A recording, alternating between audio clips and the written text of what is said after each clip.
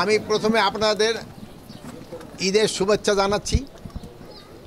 আপনারা এত কষ্ট করে এখান দিয়ে আসবেন আমি ভাবিনি, এই জন্য আপনাদের সবাইকে আমি ধন্যবাদ জানাই। আর আমি আজকে থানা ভিজিটে একটা উদ্দেশ্য ছিল যে তাদের সাথে শুভেচ্ছা বিনিময় করা। আর আপনারা জানেন যে সবার ছুটি হলেও আইন শৃঙ্খলা বাহিনীর কিন্তু ছুটি হয় না।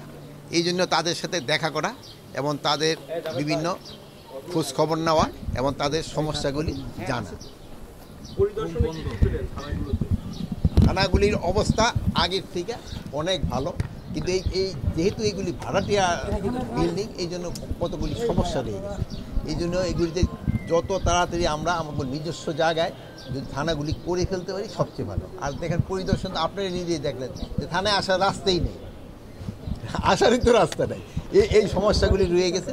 এটা যত তাড়াতাড়ি সম্ভব আমরা চেষ্টা করতেছি, যেহেতু আফতাবনগরের একটা জায়গা আছে, আমরা যদি ওখানে একটা তাড়াতাড়ি বিল্ডিং করে নিতে পারি তো থানাটা ওখানে শিফট করলে জনগণেরও সুবিধা হবে, বাহিনীগুলিরও সুবিধা হবে।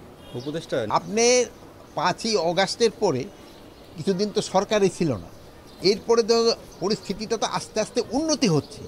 আপনি প্রথমে ওই পুরানো ঘটনাগুলি নিয়ে আসতে তো হবে না, এগুলি আস্তে আস্তে উন্নতি হচ্ছে, আরও উন্নতি হবে। এখন ধরেন যে আমরা বলবো যে আইন শৃঙ্খলা পরিস্থিতি মোটামুটি স্যাটিসফ্যাক্টরি, বাট এটার আরও উন্নতির অনেক অবকাশ রয়ে গেছে। এটা আস্তে আস্তে আরও ভালোর দিকে নিয়ে যেতে হবে। এটার জন্য আমরা সবাই মিলে চেষ্টা করবো। আপনারাও চেষ্টা করতেছেন, জনগণও চেষ্টা করতেছে, আমরাও চেষ্টা করতেছি, আমাদের বাহিনীগুলোও চেষ্টা করতেছে। আমরা যদি সবাই একসাথে কাজ করি এটা একদিন ভালো হয়ে যাবে অবশ্যই। জঙ্গিবাদ দমনে আপনার বাহিনীর কি মেসেজ আপনি দিয়ে রেখেছেন? আবার অন্য করে একটু সেটা হচ্ছে যে একটু এখানে দাঁড়ান নাই, সেটা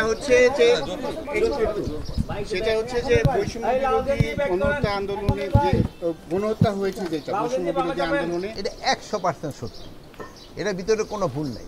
ইভেন এজাহারে নাম নাই না, এজাহারে অনেকের নাম আছে যারা এই হত্যাকাণ্ডের সাথে জড়িত না, ওই সময় তারা যে দেশে ছিল না তাদের নামও দিয়েছে। এটা একটা পার্টিকুলার কিছু সংখ্যক লোক কিছু ধরনের ইন্টারেস্টে কিছু এই কাজটা করছে।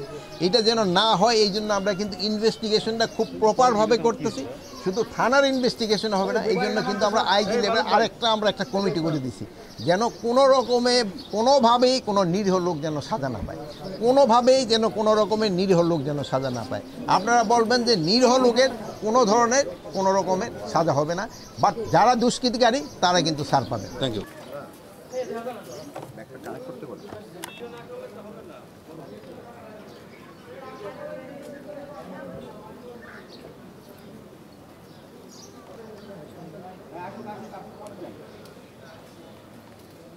আসুন।